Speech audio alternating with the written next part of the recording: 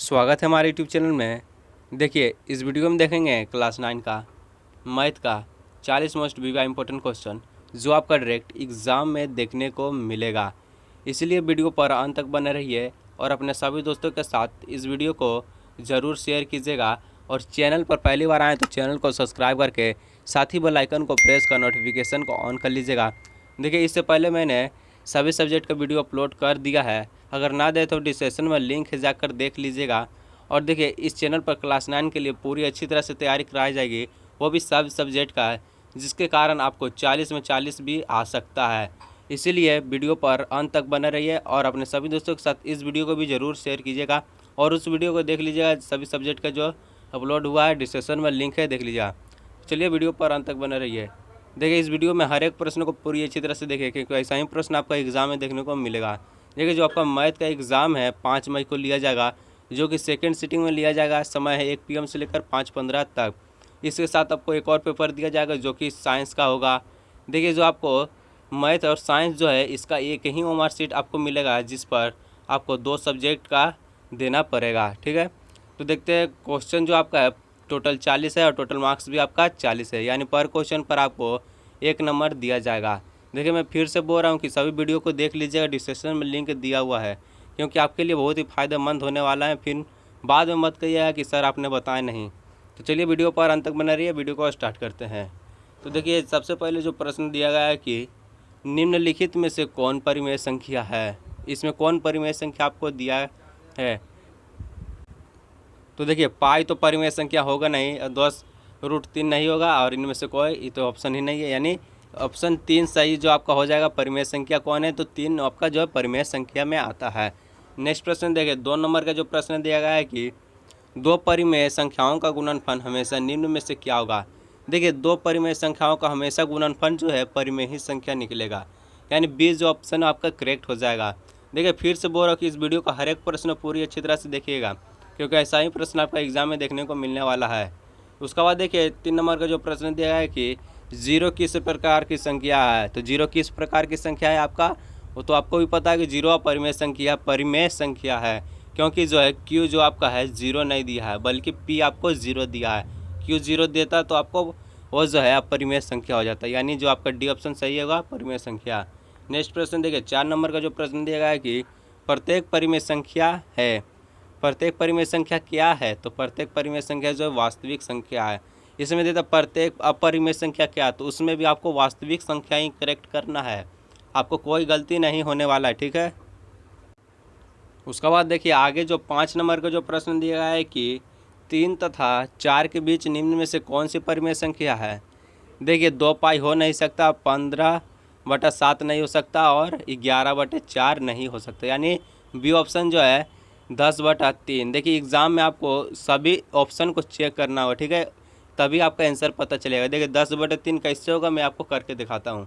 देखिए, जो आपको है 10 को 3 से डिवाइड देते हैं तो इसको कितना आएगा, तो 3.33 आते चल जाएगा। ठीक है, जो देखिए 3 और 4 के बीच 3.3 आया है, यानी जो बी ऑप्शन आपका सही है कि 10/3 जो है 3 तथा 4 के बीच में परिमेय संख्या है।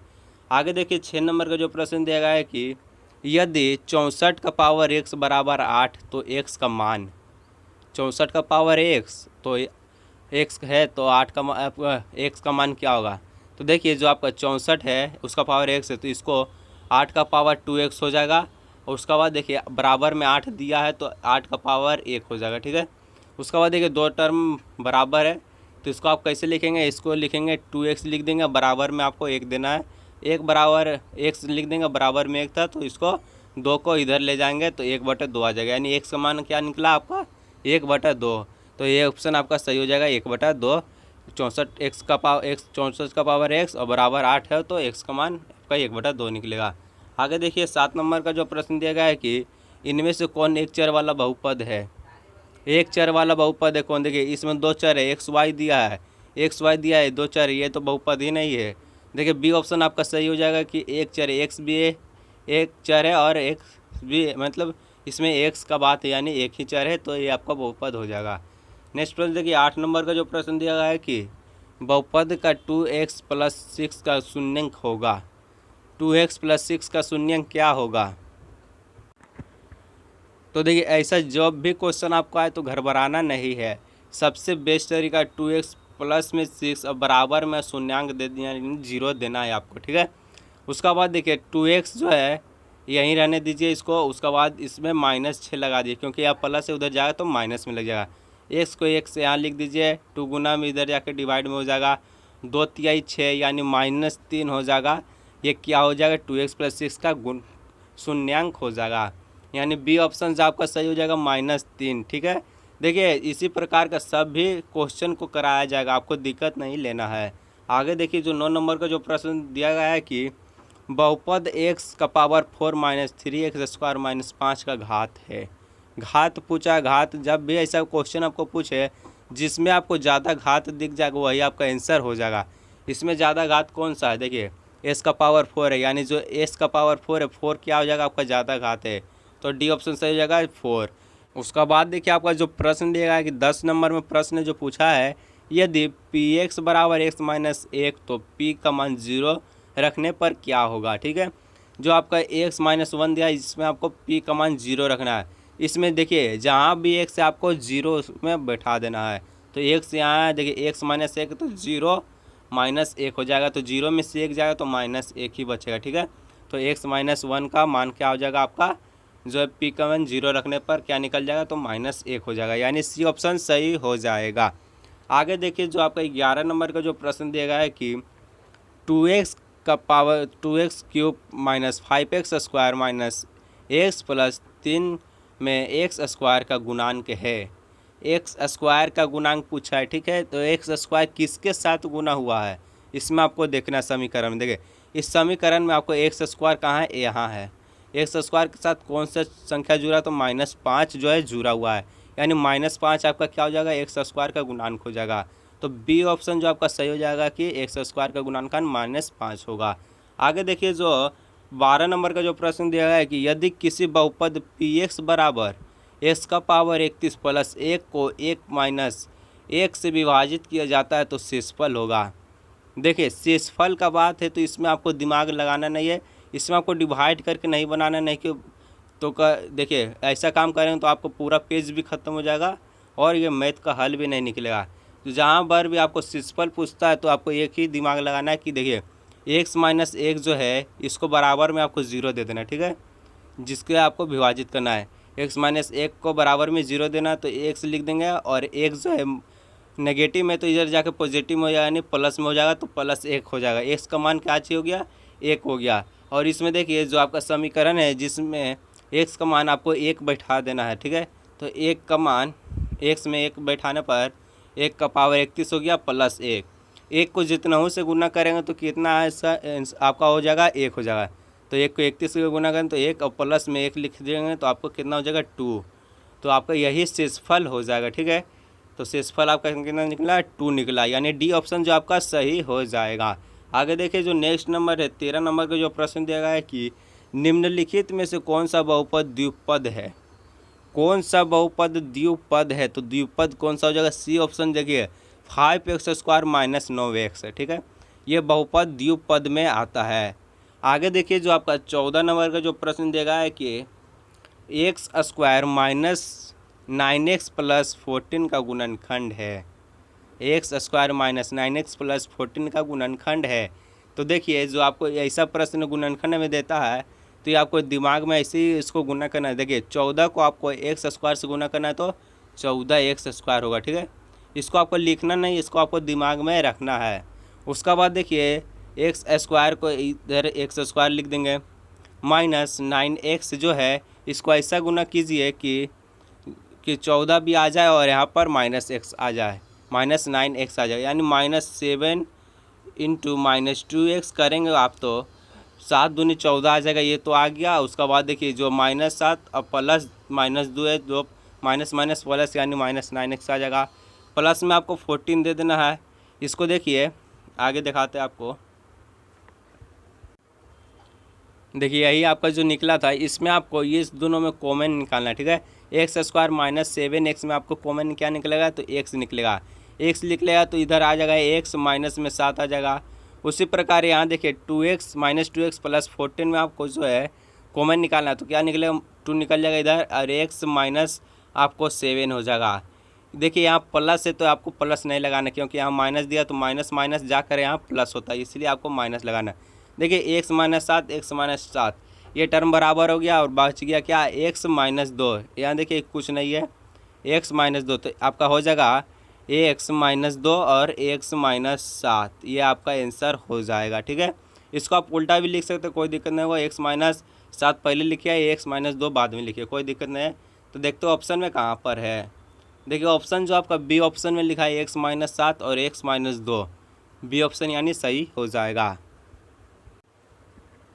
उसका बाद देखिए आगे का जो प्रश्न दिया गया है, इसमें आकृति दिया गया है जिसके पढ़कर आपको बहुत सारे प्रश्नों का उत्तर देना है।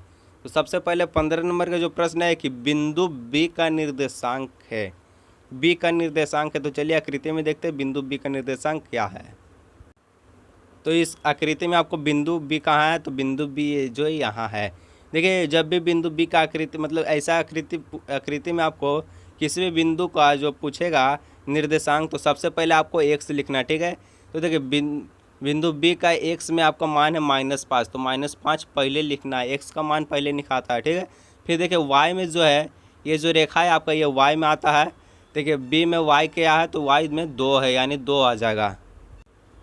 तो b का मान निकला, b का मान कितना निकला, -5,2। तो देखते हैं ऑप्शन में कहाँ लिखा है।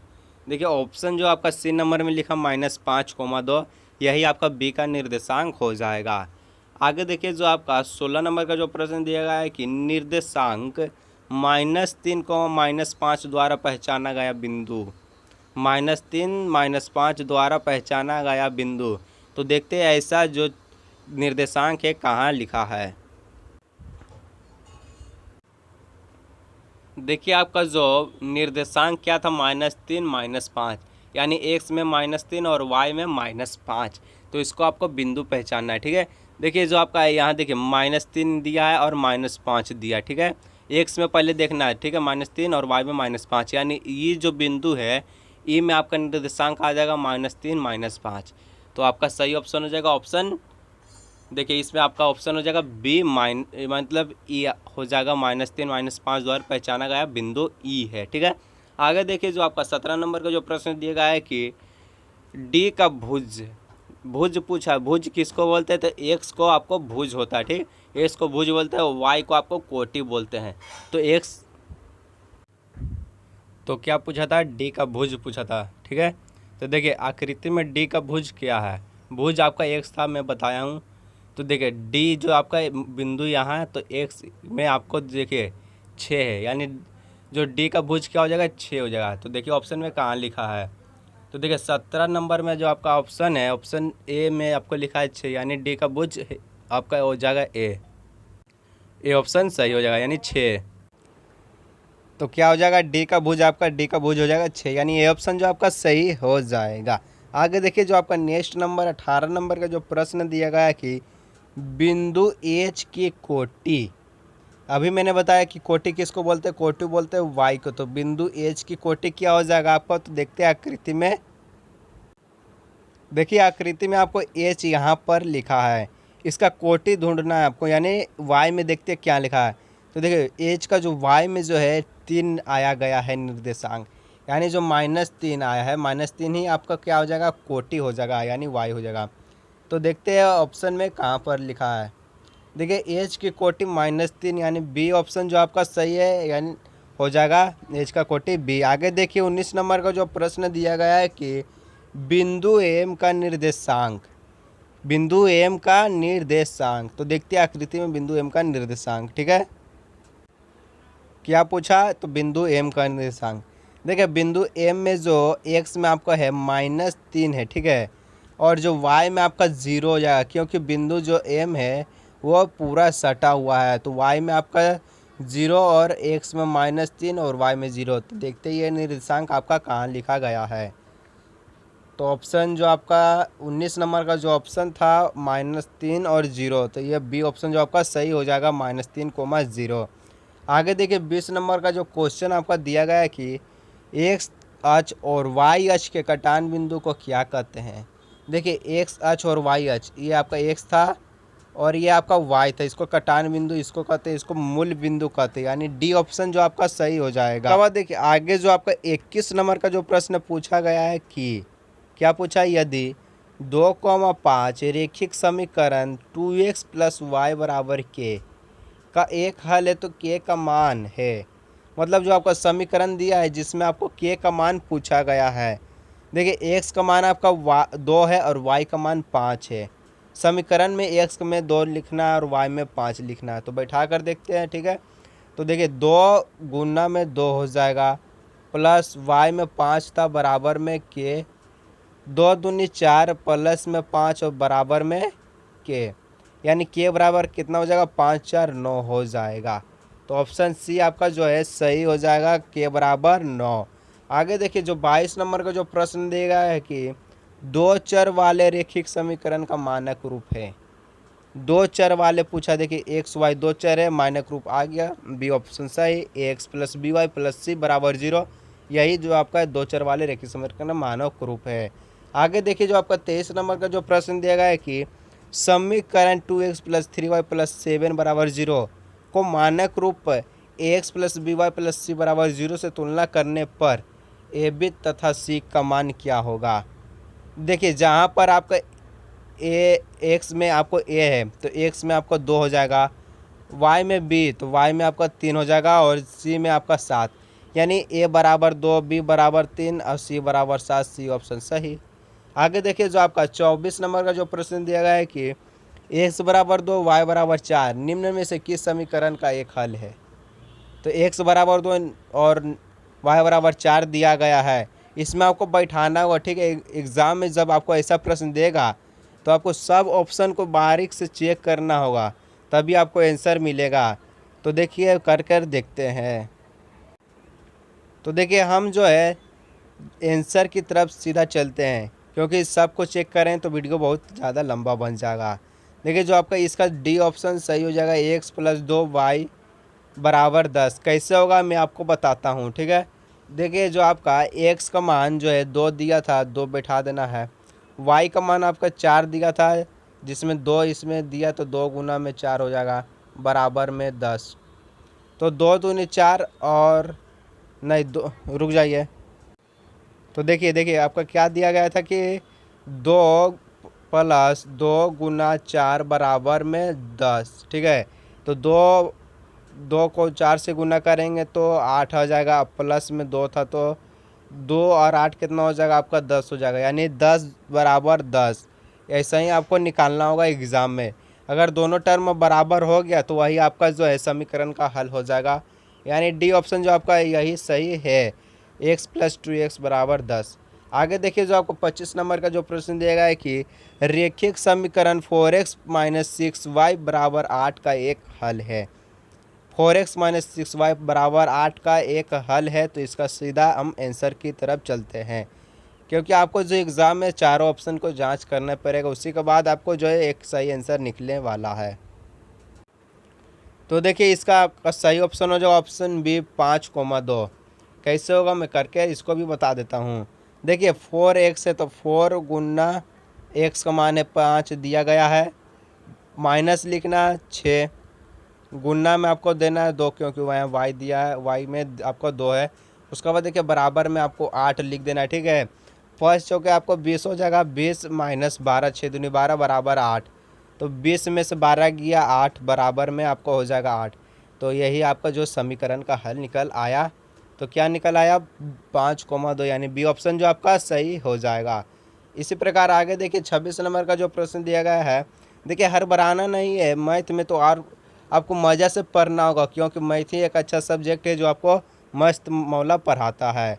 आगे देखिए यदि बिंदु 4,7 2x - y का y के द्वारा निरूपित रेखा पर स्थित हो तो के बराबर दिया है, x बराबर 7 4 और y बराबर 7 समीकरण दिया है।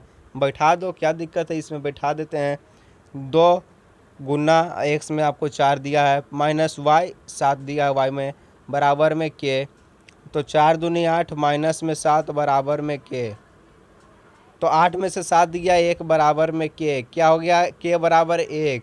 आपका ऑप्शन हो जाएगा ऑप्शन ए सही, के बराबर में 1। आगे देखिए जो 27 नंबर का जो प्रश्न दिया गया है कि रेखिक समीकरण x + 3y = 6 का आलेख y अक्ष के किस बिंदु पर प्रतिच्छेद करेगी। आगे वही प्रश्न, तो आपको ऐसा ही प्रश्न में भी सब ऑप्शन को जांच करना होगा, उसी के बाद आपको मिल सकता है इसका राइट आंसर। तो देखिए हम आपको सीधा आंसर बताते हैं, इसका आंसर हो जाएगा सी। कैसे होगा इसको भी हमें आपको करके दिखाते हैं। एक्स में आपको क्या बैठा देना है, तो 6। उसके बाद देखिए 3 जो है 3 लिख देना है। वाई का मान 0 दिया है तो 0 लिख देना है। रुक जाइए, देखिए क्या था, एक्स में आपको 6 और प्लस 3, वाई में आपका था 0 बराबर में 6। 3 नहीं 6 और 3 गुना 0 करेंगे तो 0 ही आ जाएगा बराबर में 6। 6 बराबर 6 आया। उसके बाद आपका सही ऑप्शन क्या हो जाएगा, वही ऑप्शन सी 6,0। आगे देखिए इसी प्रकार जो आपका 28 नंबर का जो प्रश्न दिया गया है कि 80 का संपूर्ण कोण का मान ज्ञात होगा। 80 का संपूरक कोण का मान ज्ञात होगा। संपूरक कोण कितना होता है, तो 180 डिग्री का संपूरक कोण होता है। तो 80 दिया है और 100 जोड़ देंगे तो 180 आ जाएगा, यानी बी ऑप्शन सही हो जाएगा। उसी प्रकार आगे देखिए 29 नंबर का जो प्रश्न है, वह कोण जो 0 से अधिक तथा 90 डिग्री से कम हो कहलाता है। 0 से ज़्यादा 90 से कम न्यून कोण, मार दीजिए, ये ऑप्शन सही हो जाएगा। देखिए आपका जो आपका आगे का प्रश्न है 30 नंबर का जो प्रश्न क्या पूछा है कि देखिए उस कोण की माप क्या है जो संपूर्ण कोण का दुगना है। उस कोण की माप क्या है जो संपूरक कोण का दुगना है। कोण का माप आपको पता नहीं है तो सीधा x मान दीजिए, कोई दिक्कत नहीं होगा। संपूरक कोण का दुगना है, प्लस में 2x लगाइए। संपूरक कोण कितना होता है, 180 डिग्री का होता है। 180 डिग्री यहाँ लिख दीजिए, ठीक है, 180 डिग्री लिख दीजिए। उसके बाद देखिए x + 2x कितना होगा, 3x हो गया, बराबर में 80 दे दीजिए, 180। और x बराबर में देखिए जो 3 गुना में इसको भागा में कीजिए, 3 से काटेंगे 180, कितना बार में कटेगा, 60 बार में कटेगा। x का मान कितना आ गया, 60 आ गया, यानी आपका जो सी ऑप्शन है आपका सही हो जाएगा 60 डिग्री। आगे देखिए जो आपका 31 नंबर का जो प्रश्न दिया गया है कि नीचे दी गई आकृति में रेखाएं XY और MN बिंदु O पर प्रतिच्छेद करती है। यदि एंगल POY = 90 डिग्री हो तो और A/B = 2/3 तो सी का मान ज्ञात कीजिए। एंगल POY 90 डिग्री दिया है, AB रेशियो 2/3 दिया है, सी का मान ज्ञात करना है। तो चलते हैं, देखिए POY तो आपका 90 डिग्री दिया है, यहाँ भी दर्शाया गया है। ए में आपका जो है 2 है और बी आपका जो है 3। तो रेशियो का बात है, यानी एक्स आपको जुट जाएगा, ठीक है। तो देखते हैं 2x + 3x + 90 डिग्री बराबर में आपको हो जाएगा 180 डिग्री, क्योंकि जो है ये रेखीय युग्मपन बन रहा है। रेखीय युग्म का जो है जोड़ा कितना होता है, रेखीय युग्म का मान होता है 180 डिग्री। तो 2x और प्लस 3x कितना हो जाएगा, 5x हो जाएगा, और 90 जो है प्लस में आ जाएगा। उसके बाद देखिए आगे 5x + 90 दिया है और बराबर में 180 था, ठीक है। तो 5x को इधर ही रहने दीजिए, 90 जो है उधर, इधर प्लस में उधर माइनस में हो जाएगा। तो 180 - 90 करेंगे तो कितना आ जाएगा, आपको 90 ही आ जाएगा। और इसको 5x जो है x बराबर 5x बराबर 90 डिग्री, तो x यहाँ रख दीजिए, आपको 5 गुना में था और 90 यहाँ था, तो 5 को डिवाइड में कीजिए। तो 5 को 18 से काटेंगे तो मतलब गुना करें तो 18 + 5 आपको 90 हो जाएगा, यानी जो आपका 18 है उसको आपको यहाँ बैठा देना है। देखिए 18 जो है x का मान निकला 18, ठीक है। तो देखिए 18 को 2 से गुना करेंगे तो 36 हो जाएगा, 3 से गुना करेंगे तो 54 हो जाएगा, यानी b का मान 54 डिग्री, a का मान 34 डिग्री और POY दिया था 90 डिग्री दिया था। देखिए ऐसे जो आप देखेंगे जब इसे, तो ये बन गया शीर्षाभिमुख कोण, यानी ई एंगल जितना हो जाएगा इस एंगल का बराबर हो जाएगा, ठीक है। तो ये एंगल आपको बराबर दिखाना है। तो 90 डिग्री दिया है और ये आपको जो ए कितना था, तो 36 था। 90 और 36 कितना हो जाएगा, 90 + 36 126, ये क्या हो जाएगा आपका सी का मान। क्योंकि शीर्षाभिमुख का यही फॉर्मूला है। 126 इधर है तो 126 भी इधर। ऑप्शन देखिए डी ऑप्शन जो आपका सही हो जाएगा 126 डिग्री। आगे देखिए जो 32 नंबर का जो प्रश्न है कि नीचे दी गई आकृति में ए बी पैरेलल है सी डी पैरेलल है ई एफ और Y Z ratio Y ratio Z बराबर 3:7 तो एक्स का मान क्या होगा। एक्स का मान क्या होगा इसमें आपको बताया है, पूछा गया है, मतलब आकृति आपका जो ऐसा दिया गया है जिसमें आपको यहाँ y है तो इसी का जब उल्टा है यहाँ पे आपको y हो जाएगा शीर्षाभिमुख। तो यहाँ जो आपका z का मान दिया है y में आपको कितना है 3 दिया और z में आपको 7 दिया है, यानी इसको x में बनाने पड़ेगा। तो 3x + 7x करेंगे तो कितना आ जाएगा आपका 10x आ जाएगा। तो 10x बराबर में आ जाएगा 180। तो x का मान कितना निकल जाएगा आपका जो है 180 बटा में 10। तो 1 से 0 कट गया, x का मान आपका हो गया 18। 18 से 3 से गुना करेंगे तो 54 आ जाएगा। 18 से 7 से गुना करेंगे तो 126 आ जाएगा। तो अब बनाकर देखते हैं।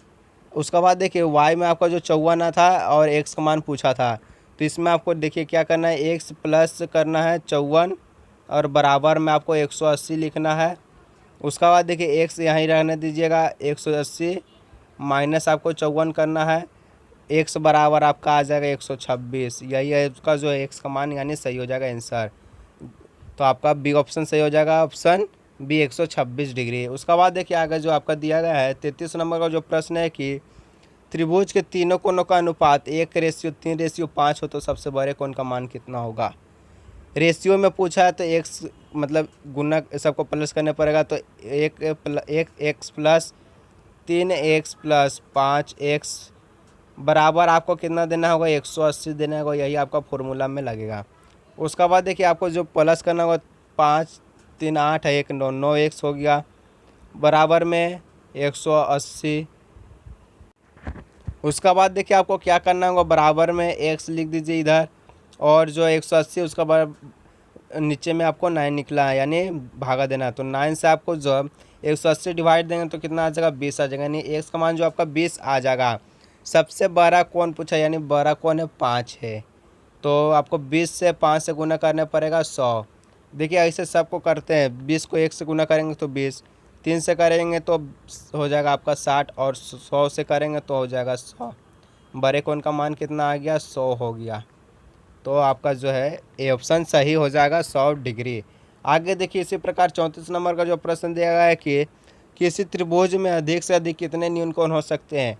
न्यून कोण कितने हो सकते हैं, 3 न्यून कोण हो सकते हैं। कैसे, क्योंकि समबाहु त्रिभुज जो है प्रत्येक कोण 60 डिग्री का बनाता है। हो गया आपका उत्तर 3। उसका बाद देखिए 35 नंबर का जो प्रश्न दिया गया है कि यदि ए बी बराबर क्यू आर बी सी बराबर पी आर और सी ए बराबर पी क्यू है तो ऑप्शन में इसको देखना पड़ेगा।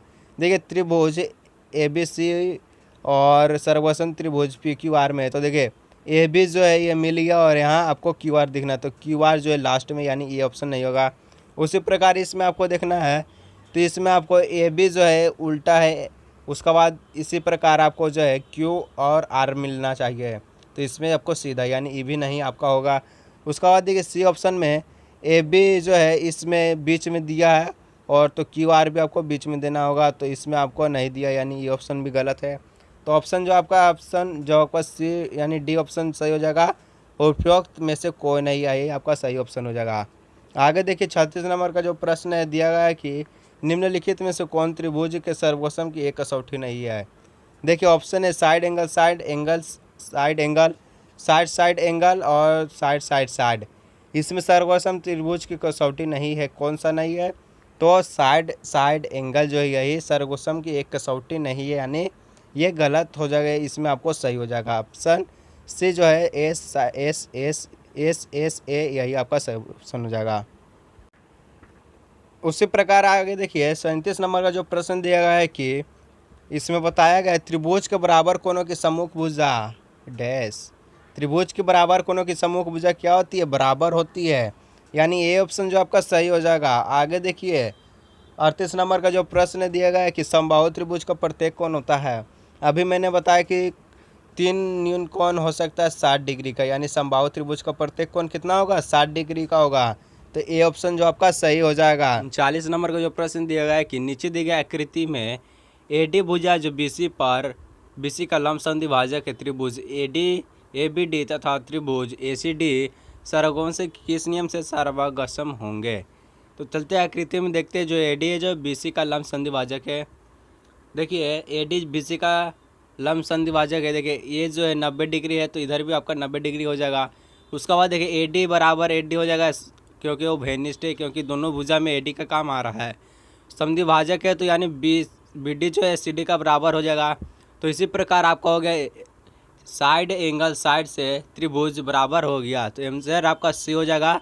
उसके बाद देखिए आपका 40 नंबर का जो प्रश्न दिया गया है कि किसी सर्वगसम त्रिभुज की संगत भुजा होती है। तो संगत भुजा क्या होता है, बराबर होता है कोई भी सर्वगसम त्रिभुज का। मैथ का भी आपका जो 40 भी इंपॉर्टेंट क्वेश्चन जो है समाप्त हो चुका।